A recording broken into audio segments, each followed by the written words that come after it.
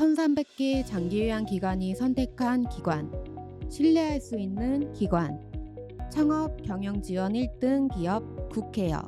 여러분 안녕하세요, 천천박사입니다. 오늘은 네이버 카페 3,000명 넘어가서 혹시 질문이나 이런 부분들 올라온 게 있으면 그 중에서 답변 드릴 수 있는 게 있는지 한번 보도록 하겠습니다. 새내기 사회복지사입니다. 무엇을 시작해야 될지 막막한데 이 카페가 많은 도움이 되었으면 좋겠습니다. 잘 부탁드립니다. 어, 많이 참여하시고 질문하시면 답변 드릴게요. 이렇게 가고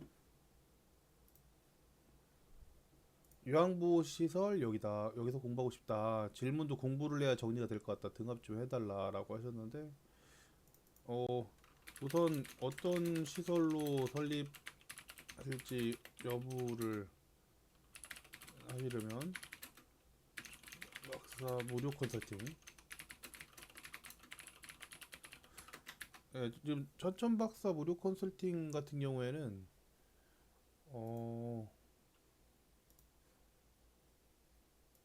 이렇게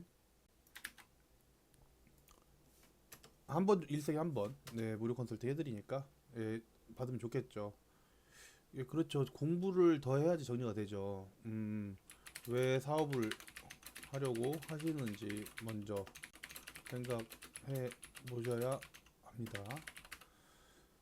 의외로 이렇게 그냥 알아보려고 오시는 분들도 상당히 많으세요. 근데 왜 사업을 해야 되는지 이런 정도는 생각해 보셔야 됩니다.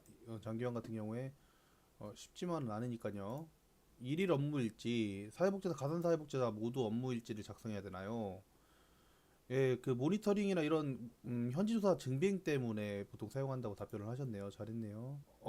지금 오늘 아까 제가 잠깐 썼는데 복지용구 사업 힘든가요? 기존에 하고 있는 분들 어떤지 궁금하고 그래서 제가 뭐라고 했냐면 예산을 잡아보셨는지 궁금하다. 왜냐면 요즘에는 복지용구 같은 경우에는요, 여러분들 평가상 대여용구, 판매용구 모두 다 취급해야 그래야지 점수 C 이상이 나옵니다. 그렇기 때문에 앞으로 그 재지정 받을 때 이런 부분들을 다 해야 되기 때문에 예산이 여러분들이 그냥 작게 시작하는 것과는 좀 다르게 시작될 수가 있어요. 그렇기 때문에 그 복지연구를 하실 때 실제 예산을 한번 잡아보셔야 됩니다. 그거 잘 모르시겠으면은 이렇게 그 무료 컨설팅 한번 신청해서 하시면 될 것 같고, 영업 부분이나 이런 부분들이 좀 많이 부담이 있어요. 그래서 그런 부분들을 좀 하시라고 말씀을 드렸고, 복지연구 내구연원이라든지 이런 부분들이 있기 때문에 구입을 하면 끝까지 쓸 수 있는 것들이 아니거든요. 그래서 이런 일년의 수익을 얼마 내야 할지 고민한 적 없고, 창업 2달 안에 대여 15명 이상은 만들어지라는 생각을 하고 있다.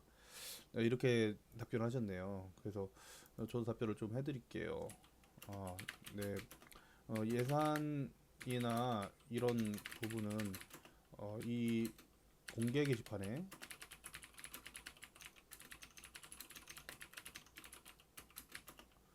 정도 예산을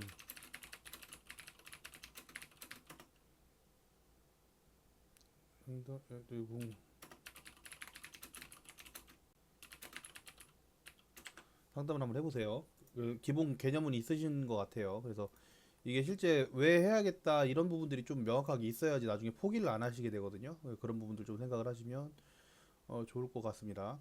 진로를 재가복지센터, 멋있다, 그쵸? 처음부터 시작을 해서 요양원 설립까지 목표로 하겠다. 반갑습니다. 예, 이렇게 이제 상담이 이루어지는 경우도 많아요. 그 다른 사업들을 하고 계시는데, 다른 업무들을 하고 있는데 진로를 변경해서 방문형부터 바닥부터 시작해서 주간보 요양원 설립까지 목표로 두고 열심히 활동하겠다 하셨는데, 요즘에는 오픈이 방문 요양도 그렇고 주간보호도 그렇고 요양원도 그렇고 점점 차오르고 있어요. 그래서 TO가 거의 차가고 있거든요. 그래서 오픈을 하실 거면 빠르게 오픈하시는 게 도움이 되세요. 그래서 그런 내용들을 좀 대답을 쓰도록 하겠습니다. 현재 전국적으로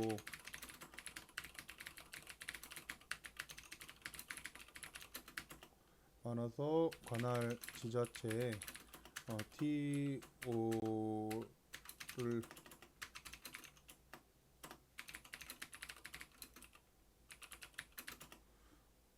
그러시고 확인하시고 일을 공부를 진행하시기 바랍니다. 만약 예산이 있고 주간보 센터나 요양원까지 오픈 목적이시라면 한 번에 최대한 많은 사업을 시작하시는 것이 유리합니다. 추후에는 운이 쉽지 않을 수 있습니다. 더 많은 상담이 필요하면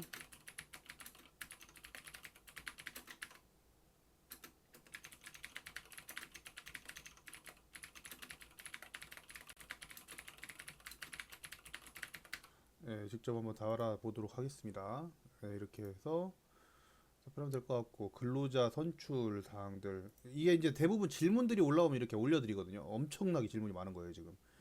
질문들이 올라와서 계속 올려드리고, 우리 파트너스 분들 표시가 되어 있네요. 파트너스 분들에 대한 내용들은 최근에 엄청나게 많이 리뉴얼 되면서 많이 올라갔나 봐요. 그래서 요즘에 임교수 같은 경우에도 그 사람이 꽉 차가지고 강의를 하루를 더 했다고 해요. 그렇게 되는 경우도 있고 하니까 잘 보시고, 시설 개소 시 관심이 많아서요. 자격 요건 많이 있네요. 자격 요건. 한국 국적이 아닙니다. 재가복지센터를 창업할 수 없나요?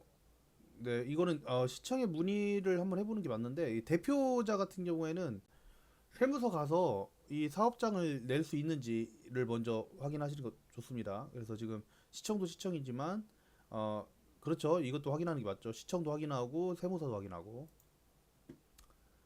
센터장하고 대표를 많이 헷갈리시는 분들이 있는데요. 대표는 대표고요. 시설장은 직원입니다.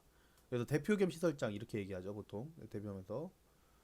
자, 그리고 시설 개소 시에 요양보사 15인 고용 구정. 방문 요양을 얘기하는 거죠. 방문 요양 개소할 때 15명 요양보사 근로계약서, 이력서랑 자격증이 있어야지 허가를 해준다는데, 그렇다면 실제로 운영할 때 항상 반드시 요양보사 15인이 유지되어야 하나요? 되게 좋은 질문이에요. 운영하다 보면 인사 변동이 일기 마련할 텐데 15명으로 떨어지면은 불이익이 있냐? 이거 누가 답변을 해주셨네요. 설립 신청할 때 제출하는 근로계약서 서류는 앞으로 생길 때 매칭 인력풀이 있다는 정도의 의미입니다. 오, 맞습니다. 설립 시적이 승인이 나면 실제로 일할 요양보호사 입사 보고만 하시면 됩니다. 그러면 공단에서 인력 보충해 주는 경우 없습니다. 시설을 설립하실 생각이라면 1, 2년 정도 경력을 쌓고 시작하시면 좋을 것 같습니다. 이게 되게 정석적인 답변이 맞아요. 이게 맞는데 요즘에는 그 TO가 없어요. 요즘에 그 방문 요양 오픈이 워낙 많아서 오픈을 할 때 그냥 경력이 있어야 좋죠. 좋은 거 맞는데 할 생각이 있으시면 빨리 하시는 게 낫습니다. 요즘에는 어, 지자체 먼저 한번 찾아가 보세요. 하든 안 하든. 예, 그래서 그게 더 나으시다는 거 예, 알고 계셔야 돼요. 기다리시는 분들도 굉장히 많고. 거창 주간보 창업 컨설팅, 예, 무료 컨설팅 한번 확인해 보세요. 활용해 보세요. 여러분들을 항상 비용 내고서 할 생각만 하지 마시고, 예, 이렇게 무료 컨설팅도 한번 받아보세요. 예, 그렇게 하시는 게 또 나으실 겁니다. 어느 정도 생각을 하시고요.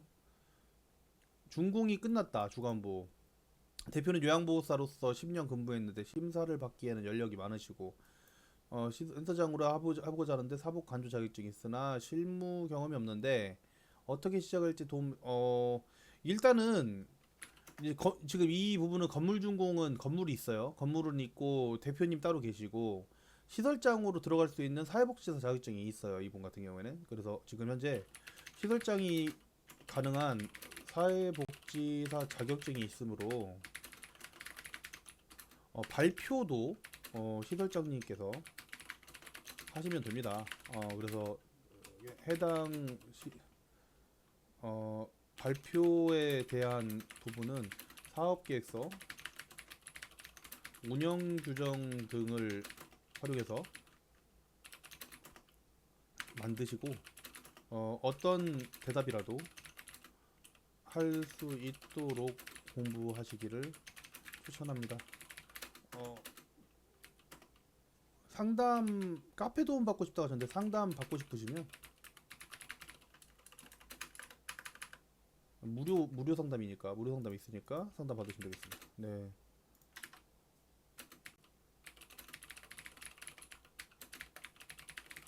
예, 이렇게 이제 주체가 대표자하고 시설장이 다를 경우도 많아요. 근데 발표할 때 시설장이 발표를 하셔도 됩니다. 대표님 말 그대로 그 기관을 대표하시고 책임만 지시면 되는 거기 때문에 자격증이 있는 시설장님이 실제로 운영을 하면 됩니다. 경영과 운영의 차이라고 보시면 될 것 같습니다. 방문유형 창업원대 지정심사가 다음 달입니다. PPT 몇 장 정도 내야 된다. 현재 20장 정도. 일단은 지금 PPT로 서류가 나와야 된다. 모든 서류는 한글로. 그 한글 파일로 서류를 만드시는 게 좋아요. 서류는 PPT는 발표 1분당 1장 정도가 적당합니다. 이렇게 해서 궁금하신 부분이 있으시면은 무료 상담 활용하세요. 이렇게 답변을 드리겠습니다. 지정심사 20장. 뭐 많지는 않아요. 자료로 따졌을 때 50장, 운영규정 사업계획서 50장, 60장, 70장, 제출 서류가 150장 되는 경우도 많고요. 근데 PPT 같은 경우는 이게 종합이 돼야 되잖아요. 그렇기 때문에 PPT는 한 1분당 1장 정도로 글을 많이 쓰지 않고 작성하는 게 좋겠죠. 그런 부분들 좀 생각을 하시면 좋을 것 같습니다. 강사 선생님은 어디서 알아보면 될까요? 여러분들 그 강사 같은 경우에는 일단 자원봉사 먼저 확인해 보세요. 자원봉사센터 지역에 그 다음에 VMS 포탈 1365 포탈이 있습니다.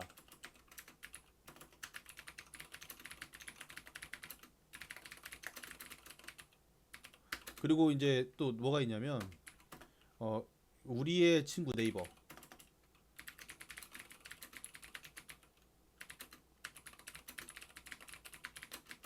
비용 내고 하는 강사님도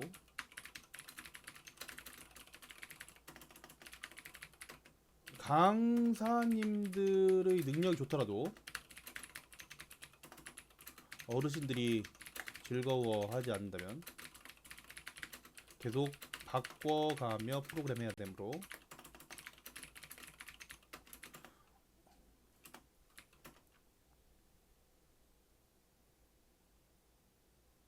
최대한 많은 분들을 섭외하시기 바랍니다. 이렇게 답변 드릴게요. 신규 설치 준비 중인데요. 공제회의 배당 책임보험이 나을지 사보험 회사가 나을지 중요합니다. 궁금합니다. 혹시 사보험은 어떤 보험명으로 문의를 해야 할지 궁금하네요. 방문요양은 전문인 배상 책임보험 가입하시면 되고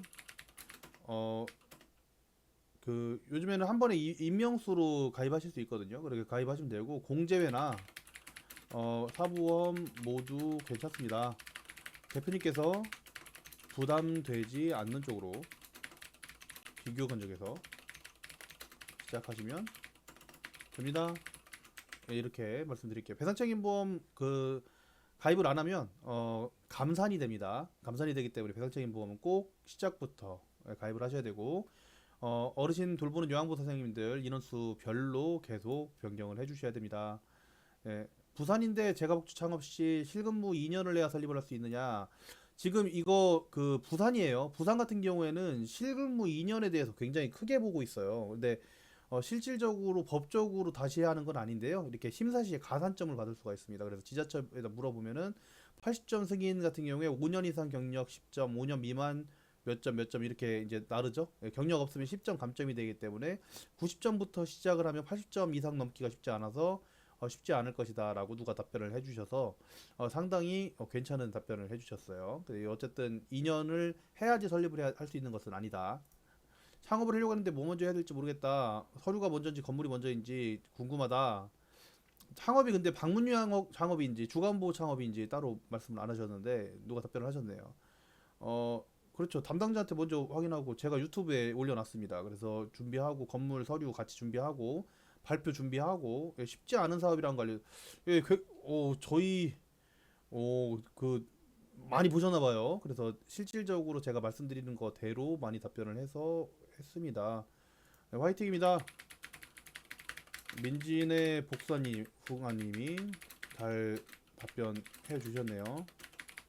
왜 해야 하는지 먼저 확인하시고 꼭 해야 한다면 철저하게 준비하셔서 진행하세요. 근데 이제 철저하게 이렇게 준비를 해서 서류 건물이 먼저이지 중요하지 않다고 얘기하면 좀 그런데 제일 중요한 게 뭐예요, 여러분들? 어르신입니다. 사실 가장 중요한 것은 어르신 영업입니다. 예, 여기에 초점을 맞추세요. 드릴 말씀이 이거밖에 없습니다. 영업입니다, 여러분들. 주간보 허가 준비 중입니다. 간호사 30년 병원 생활을 하다가 준비하게 되었는데요. 건물 준공 기다리고 있는데 주간보 허가 시 방문형 방문 목욕 허가 받는 것이 나은가요? 저는 주간보만 생각하고 있었는데 운영 중인 대표님들이 같이 하는 게 좋다고 하시는데 저는 생각을 안 해본지라 고민이 되나요? 간호사시잖아요. 대표님 의견을 듣고 싶어요. 우리 지금 관리자 뭐라고 했냐면 나중에 허가 받으나 지금 받는 절차는 똑같습니다. 점점 까다로워지니까 허가 받을 때 한 번에 하라는 경우가 많습니다. 여기서 고려하실 점은 이런 부분들이 필요해서 하고 나중에 하실 필요 없으면 하고 지금 허가 받을 필요는 없습니다. 라고 돼 있는데 또 이런 부분들이 있어요. 여러분들 이렇게 간호사로 그 오픈을 하시는 시설장님 같은 경우에는 이 실질적인 업무를 하실 때 주간보호가 통합재가에 대한 부분을 주간보호 통합재가 쪽으로 공단이 지금 자리를 잡고 있기 때문에 주간보호뿐만 아니라 방문간호, 방문요양, 방문목욕 다 같이 하면 좋거든요. 여기 지금 적혀 있는 대로 주간보호센터만으로 버겁지 않을까? 버거울 수 있습니다. 왜냐면 다른 사업들에 100%다 신경을 쓰면서 하기 쉽지 않거든요. 그래서 주간보호가 있으면 거기에 방문요양, 방문목욕까지 더 하는 부분들은 생각보다 여러 가지 사업들을 한 번에 하는 거나 마찬가지다라고 생각을 해 주셔야 돼요. 근데 하나를 해놓고 나중에 추가할 수 있으면 추가를 하셔서 통합 재가로 좀 가셨으면 좋겠네요. 간호 인력이시기 때문에 이렇게 좀 생각을 하시면 좋겠습니다. 충분히 30년이면 하실 수 있을 것 같고요. 이거 왠지 광고 같아요, 느낌이. 그리고 사무실 구하는 것도 힘드네요. 업무 시설 부분들 가능한 부분이 있냐? 500m 센서가 이런 건 없습니다. 몇 미터 안에 감점은 없습니다. 일찍 할 걸 민진의 복숭아님 계속 나오는데 열심히 하시네요. 그 상당히 능력이 있으세요. 그래서 이렇게 좀 잘 답변을 해주셨는데 저렴하고 좋은 곳이 없네요. 저렴하고 좋은 곳은 없습니다, 여러분들. 예, 좋은 곳은 이렇게 저렴하고 좋은 곳은 뭔가 하자가 있지 않을까요? 예, 생각보다 쉽지 않고. 근데 요즘에는 그 이게 지금 지침상 들어왔기 때문에 휴게실도 같이 포함해서 찾으시는 게 좋습니다. 예, 욕구 사정 케어포 시스템 이거 필요 없을 것 같고 주간보호 단독주택 건물 1층은 주간보호로 하고 2층은 자가살림살이로 네, 가능하십니다. 지금 대신에 내진 설계 어 하긴 뭐 다 돼 있다고 하면 상관없는데 그 노후자로 안 하고 그냥 그 단독주택으로 할 거라면 가능하죠. 네, 가능한 얘기죠. 연차수당 퇴직금의 산입 근로자가 퇴직 전 남은 연차수당 지급 시에 퇴직금에 산입을 해야 되느냐? 보통 이렇게 퇴직금 미사용 연차수당은 포함되지 않습니다. 잘 모르시는 분들이 있는데 연차수당 퇴직금에 다 집어넣는 게 아니에요. 일부만 들어갈 수 있고요. 그리고 중간에 미사용 연차수당 같은 경우에는 포함되지 않습니다. 이런 거 나중에 한번 설명하면 좋겠네요. 음, 답변을 잘해줬네요. 예, 주간보 두 개층 운영. 예, 주간보 장소 찾기가 만만치 않네요. 괜찮은 자리 한 층당 전용 면적이 86평이 나와서 이런 질문 여기까지만 한번 답변 받도록 하겠습니다. 주간보호센터 두 개 층을 운영하려고 하는데 86평이 나온다는 얘기는 뭐 전용 면적 86평 두 개면은 86, 160, 170평이잖아요. 요즘에 2023년 기준으로 저희는 130평, 135평, 140평 이상을 하라고 좀 말씀을 드리는 편입니다. 예, 그렇게 봤을 때 86, 이게 두 개 층을 합쳤을 때 운영에도 괜찮은 평수이기 때문에 이렇게 답변을 드렸고요.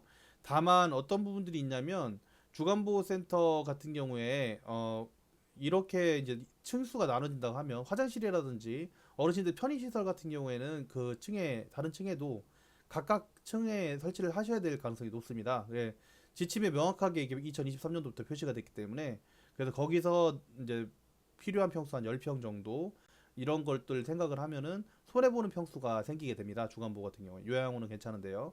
그렇다 보니까 한 개층보다는 두 개층으로 나눠지는 것이 아무래도 몇 평 정도는 손해를 보는 부분이 있다라는 거 알고 계시고 그래도 뭐 그 정도야 괜찮다라고 생각을 하면 왜냐면 찾기가 어려운 경우가 많거든요. 평수가 140평, 150평 이렇게 되는 걸요. 그러면 두 개층으로 해서 하는 것도 괜찮습니다. 직원 및 어르신 관리 같은 경우에는 층수가 달라지면 아예 다른 센터라고 생각하시는 것이 훨씬 더 수월합니다. 그리고 시설 운영 같은 경우에는 어떻게 하는 이게 굉장히 모호한 질문이에요. 질문을 하실 때는 좀 명확하게 하시면 좋을 것 같습니다. 이 정도로 답변을 드리면 되겠죠. 평가 D를 맞았는데 평가에 신경을 잘 안 쓰시는 것 같아서 D를 받아도 운영을 요즘에 이거 아셔야 돼요, 여러분들. 평가 D가 아니라 6년마다 개정이 되면서 6년마다 재지정을 받기 때문에 이게 D2인데요. 심사평가 2등급 2를 받으면 2회를 받으면 갱신 거부가 됩니다. 2만 아니면 된다는 생각 위험하고요. 그리고 커트라인이나 이런 부분들을 길게 봤을 때 평가 점수를 신경을 안 쓰면 나중에 점수가 깎여서 갱신이 안 될 수가 있다라는 거. 갱신이 안 되면 우리 그 잘 운영하고 있던 기관이 무너지는 거죠. 주간보호센터를 창업하기 위해 상가를 찾아보고 있는데 창업 영상 자료도 올려놨네요. 근생에서 노유자 시설을 변경해야 될 때 건물에 꼭 있어야 될 거 용도 변경. 건축사 적정 비용. 건축사 적정 비용 같은 경우에는 뭐 지역마다 조금씩 다른데 이거 견적 보면 돼요. 근데 단순하게 용도 변경만 한다고 하면은 제가 최고로 싸게 했을 때가 250, 200, 250. 그리고 보통 일반적으로 500은 그냥 보통 부르시고요. 그리고 이것저것 더 많이 집어넣다 보면 돈 1,000만 원 정도까지 올라갑니다. 그래서 어디까지 설계를 하라할 건지 건축사님한테 그 부분에 따라서 금액이 달라질 수 있다라는 거 알고 계셔야 돼요. 소방이라도 전기 이런 부분들 다 이 건축사님이 외주를 또 주셔야 되는 부분들이 있거든요. 그래서 어디까지 할지 예 여부를 좀 생각을 하시고 노유자 같은 경우에는 이 링크 들어가시면은 창업 관련해 가지고 노유자 시설도 정리가 돼 있으니까 그 부분도 살펴보시면 되겠네요. 방문간호센터 재가센터 창업 간호사인데 재가에 대한 정보가 없는데 재가센터 설립에도 수요처 발급이 어렵다고 방문양 간호만 창업을 해서 요양을 하다가 목욕 어떤 부분이냐 일단 그 방문 간호만 먼저 한다라고 하는 부분을 한다고 하면 수익이 어느 정도 된다라고 하지만 방문 간호의 경우에 시설장님께서 간호사 겸직이 가능하세요. 따라서 주의 방문요양센터, 주간보호센터, 방문 목욕센터 등 연계가 가능하다면 또 대표님께서 방문 요양 목욕을 하지 않는다면 간호 욕구자들에게 방문 간호를 하실 수 있겠죠. 그런데 아셔야 할 점은 이 또한 영업이라는 겁니다. 그리고 수요가 방문 요양 목욕에 비해 간호가 적습니다. 이게 사실이에요. 간호가 적기 때문에 따라서 수요가 많은 방문 요양과 목욕 그리고 간호를 함께 하실지 여부는 선택하셔야 합니다. 수익은 직접 하시면 임대료나 관리비 제외 뭐 예를 들어서 뭐 수수료 이런 거죠. 제외하고는 수가 모두 대표님 수입이 되겠죠. 대신 시간이 간호 많이 필요하니 간호도 해야 되고 영업도 하셔야 되니까 직접 간호를 하실지 여부는 생각하셔야 합니다. 저희 같은 경우에는 웬만하면 진짜 간호사를 따로 매칭을 해서 일을 하시라고 말씀드리는데 생계 때문에 시설장님이 간호를 직접 하시는 경우가 많죠. 그렇기 때문에 뭐 함부로 그 부분을 하지 마셔라라고 할 수는 없고요. 이런 부분들은 생각을 하셔가지고 처음부터 많이 비용이 남지 않더라도 매칭을 해서 다른 간호사님을 할지 여부를 좀 확인을 하시면 좋을 것 같습니다. 네, 이 정도면 될 것 같습니다. 20번까지만 볼까요? 주간보호센터 창업. 지하에는 개설할 수 없냐? 지하라는 부분이 부적합하다는 게 일단 채광 대한 확인이 있기 때문에 어렵죠. 대신 반지하에 창문이 폐가 가능한 곳에 설립된 경우는 많습니다. 그래서 이제 채광 여부 때문에 쉽지 않습니다. 지하에서 질문들이 굉장히 종류가 많네요. 여러분들도 궁금한 게 있으시면은 올리시고, 네, 다음에도 한번 이런 시간 또 가지도록 하겠습니다. 뭐 한두 달에 한 번씩만 하면 될 것 같네요. 예, 저는 국회 천천박사였습니다. 예, 도움 되셨으면 좋겠네요. 감사합니다.